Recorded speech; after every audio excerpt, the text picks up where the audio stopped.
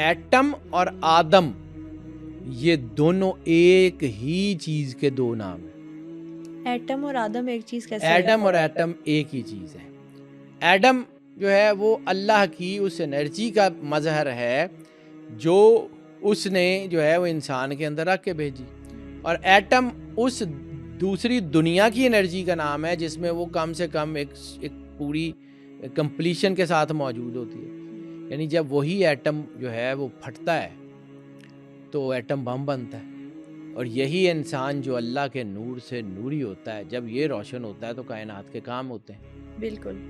Atom اور آدم میں بہت, ایٹم اور ایٹم ایک ہی تنویر ایک کے دو حصے ہیں, ایک اس کا فزیکل اور ایک اس کا میٹا فزیکل, ایک اس کا جو ہے وہ پرسنالٹی اور ایک اس کا نان پرسنالٹی کا حصہ ہے. یہ دونوں ایک ہیں.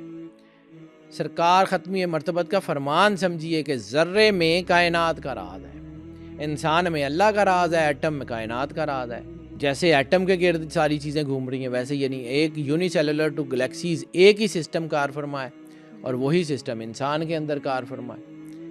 میں نے آپ کو کہا تھا کہ جب اللہ آپ کی دھڑکن ایک بار اللہ کہہ کے نور کو بھیجتی ہے آپ کی پوری باڈی میں, یعنی جب آپ کا وہاں سے شروع ہوتا ہے تو فرشتے کی سینکڑوں ہزاروں لاکھوں سال کی عبادت ایک طرف رہ جاتی ہے, اور آپ عرش معلیٰ کے اس مقام پہ پہنچ جاتے ہیں جہاں فرشتہ سوچ ہی نہیں سکتا.